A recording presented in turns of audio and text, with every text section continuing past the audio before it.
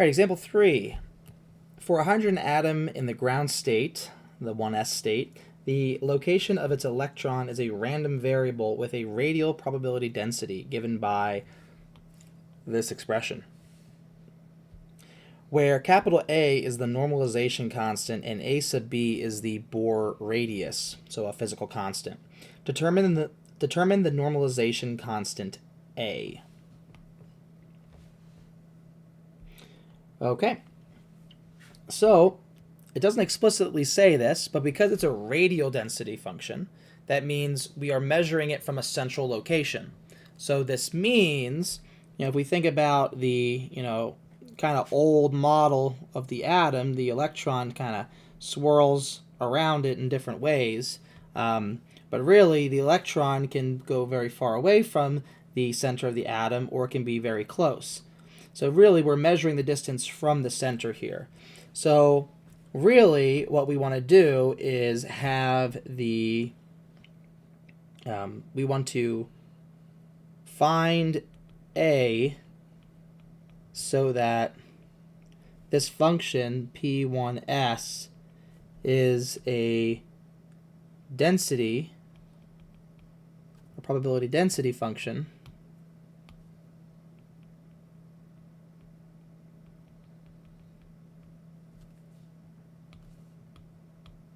on the interval 0 to infinity. Because we can bring the electron all the way to the nucleus, that would be 0, that would represent 0, and then there's no upper bound to how far away we can go. So that gives us our bounds of integration. So we want 1 to be equal to the integral from 1 to infinity of this P1s. So 4 pi a r squared e to the negative 2r over a naught. Not a naught, ab. Sometimes also called a naught. All right.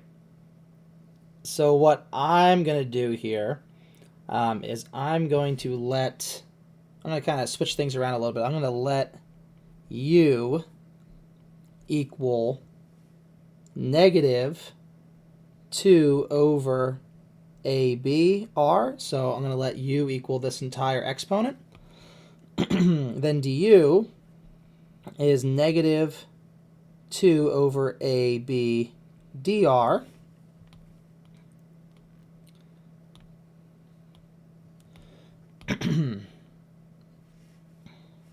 And then I'm going to solve for dr, so dr is equal to negative Bohr radius a sub b over 2 du. And I'm going to change my bounds. If you plug in 0, well, we still get 0. If I take the limit as r goes to infinity, little r goes to infinity of u of r, I get negative infinity. Okay. So this would be equal to, I'll take out all my constants, 4 pi a, and then I'll take out the constants that I'll get when I replace the dr that I should have written in the integral to begin with. When we replace that, we'll pick up the constants negative 2 Bohr radius, negative Bohr radius over 2. So this will be, we'll get a negative, and we'll get a sub b over 2, the integral from 0 to negative infinity. And then this r squared, that will be replaced as well. So what does r squared become? Well, look right here. I can take this to find that r is equal to negative Bohr radius over 2 times u. So squaring that, I'll have some more constants. We'll have the Bohr radius squared over 2 squared. So all those constants we get, and then this is u squared e to the u du. So that's a lot of changing around. I didn't have to, but the reason why I wanted to is this is just so much nicer to do integration by parts. Furthermore, because this is u squared, or we had an r squared here, that means we were going to have to do integration by parts twice. So all these constants here, yeah, they're annoying, but I can just do integration by parts with this and leave all these constants as a big old nasty group of coefficients all the way in the front of brackets or parentheses. So I think that's better. So do want to clean this up one more time. There's some redundancies here, some things we can kind of collect and make nicer. So for instance, the 4's will cancel. And then I can absorb the negative into the integral here and then swap the bounds. So I'll make those two changes. So it looks like we have a times the Bohr radius cubed. Oh, there's a pi there. I'll write that next, pi. Okay. All over 2.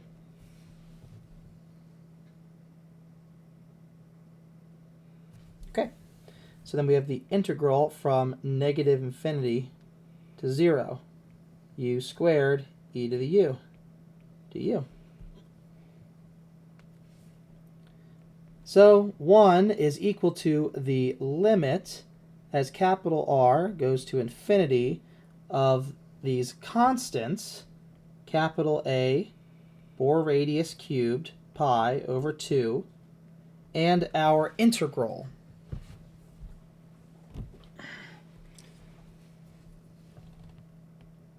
Negative R to 0. U squared e to the u du. All right, so we'll do integration by parts. So for integration by parts, I can't use a u because we already have a u, so I'll use w. So copy this big old mess of things.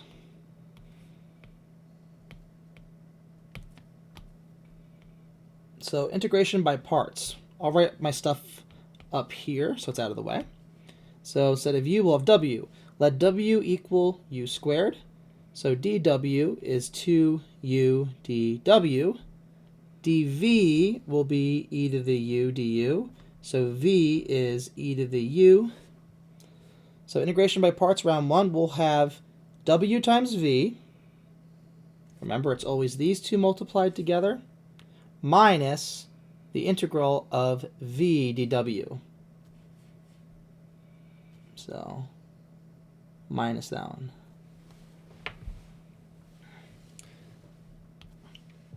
So this would be u squared e to the u between negative r and 0 minus the integral from negative r to 0 of e to the u times dw. So 2u e to the u du. It should be a du right here, not a dw. This is dw, this is du. Okay. Looking good. So now we can run integration by parts on this. So copy all of this. Oops, didn't mean to cut that. Bring that back to life. We have room. Barely. Okay. So here in this case, this integral is going to get integration by parts. So this was round 1 of integration by parts. Round 2 of integration by parts I'll do here. So let w equal 2u. Right, we're looking right here in this integral. So dw is 2 du. dv is what's left over, so dv is e to the u du. So v is equal to just e to the u.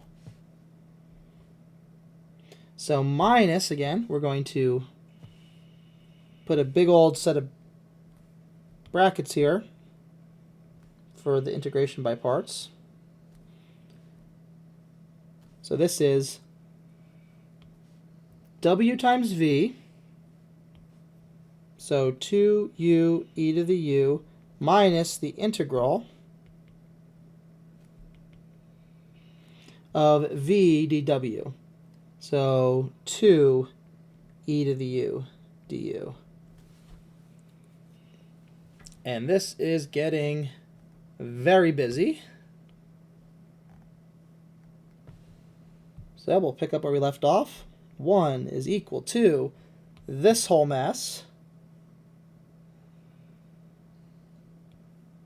But we're going to integrate that last term. So right here. So this last term should integrate into 2 e to the u from negative r to 0. So let's just swap that out.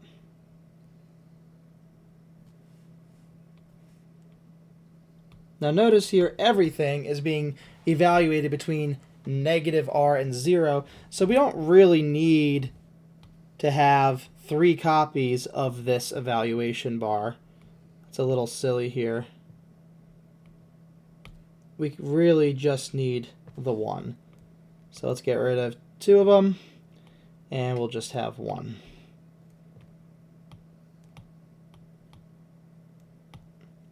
All right. So continuing, we'll have this whole thing.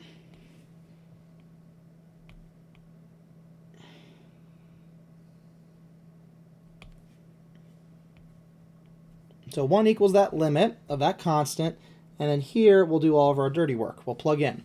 So we'll have 0 minus 0 minus e to the 0, which is 1. 1 times 2 is 2. Okay. Minus what we get when we plug in negative r. So this will be minus negative r squared is positive r squared, e to the negative r, minus, but remember, we're subtracting everything here. So minus a minus, maybe I could put this in another set of parentheses. That might make it a little bit better. Let's do that. There's a lot of stuff going on right here. So let's do this set of brackets right here to mean what we get when we plug in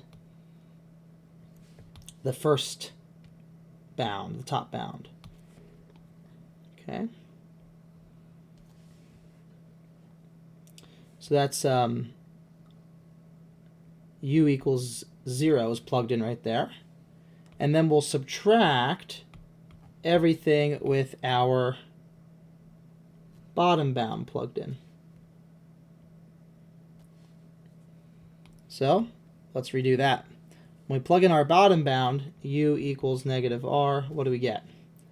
Well, we'll have r, negative r squared, so positive r squared, e to the negative r, minus, brackets, 2 times negative r, so negative 2r, e to the negative r, minus 2e to the negative r. Ooh, that's a lot.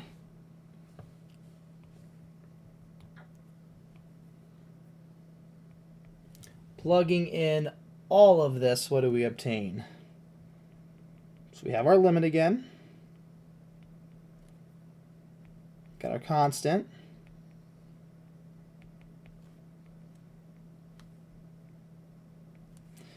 So this whole first term turns into just a double negative, so positive 2, minus r squared e to the negative r, minus minus, so plus 2r e to the negative r.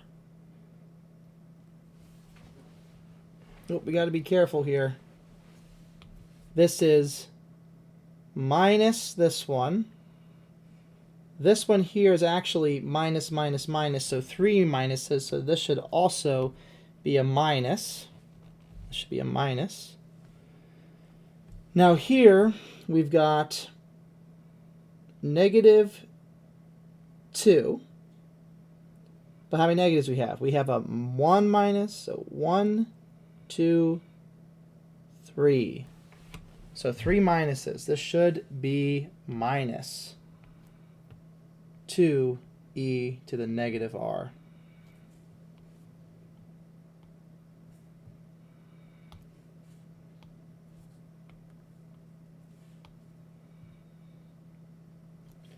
All right. Taking the limit, all the terms that have an e to the negative r, they turn into 0.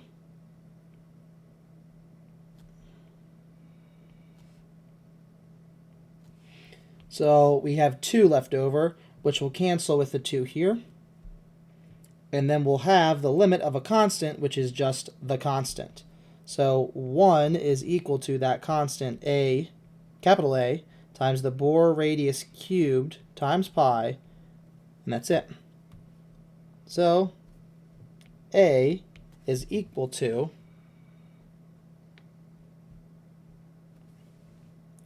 1 over pi times the Bohr radius cubed.